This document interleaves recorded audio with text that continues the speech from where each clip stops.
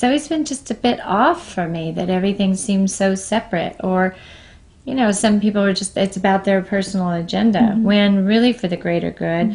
And that's why I love that you said trees and women and tree people. You know, there's this sense of connectivity. There's a sense of oneness. It's you know, it's just, I think there's a balance in that really brings out the best in both.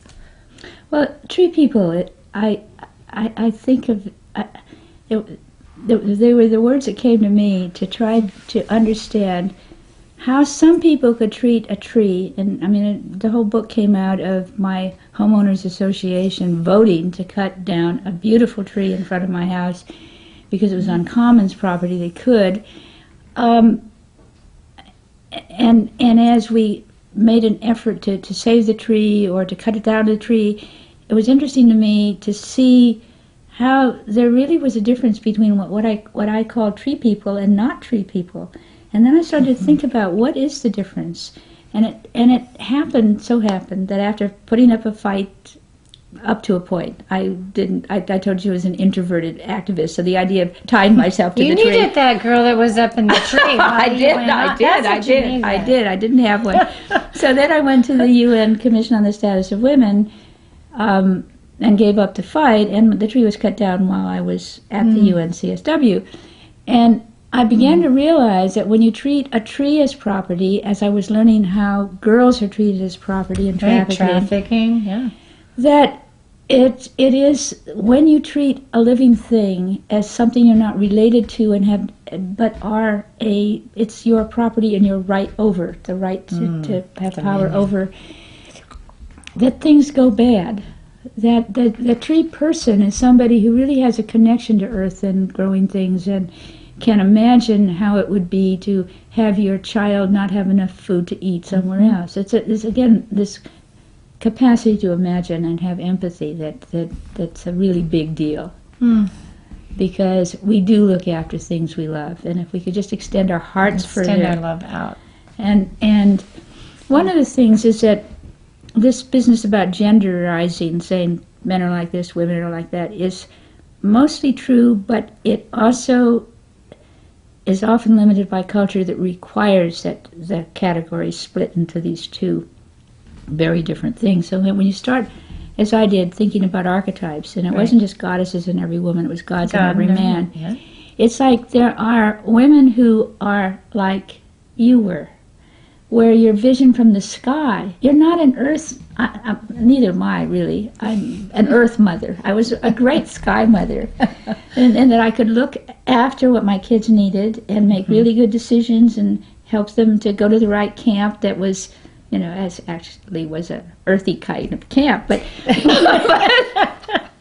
but I'm just saying that there are men, for example, for whom who really have an earth father, earth mother element, and so they truly are maternal type men.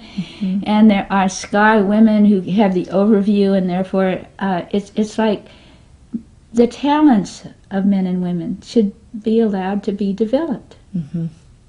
So because that's one of the things about how can you be authentic if you're not allowed to be who you are. And increasingly, we live in a culture in the United States of America which is amazing because increasingly the ability to be who we are is possible.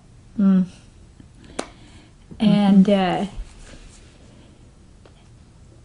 then you start discovering your voice, and then you start speaking up for yourself and for other people, and it becomes a much more interesting and meaningful world. And I've been recruiting people, you know, so if anybody's listening that wants to get recruited, Yay. I say to you that something will come along that is in response, and in response you'll feel drawn to it because of who you are and what you have lived through and what you know because of who you are.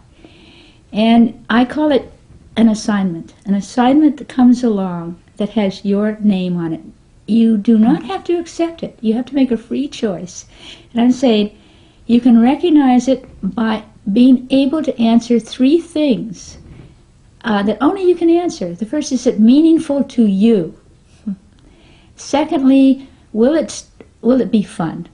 Now, will it be fun has to do with if it taps into your innate creativity, and if you will do it with people you like to hang out with, then it will be fun. Yeah, it's fun.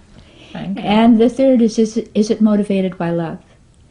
Because love is the only thing that the more there is, the more you give away, the more there is. Everything else is zero sum.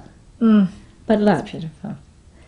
And when you do something to make a positive change in your family life, in the bigger world, and it is your assignment, you will grow as you do that. And it's a soul growth thing. And there's a sense of authenticity and having meaning, having fun.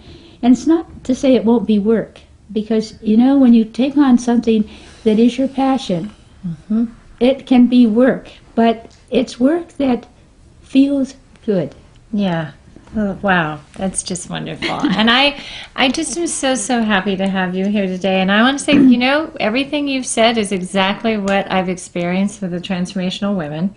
And by its very note, transformational women must mean we're all transforming. And, you know, all the work we've done, it's just been really extraordinary having this quality of sisterhood that would be there, have your back, be there with you every step of the way. So I just want to thank you, Dr. Jean. I just adore you. Thank you for being there for all of us, even when we didn't know you were there. Well, thank you. Thank you, sweetie.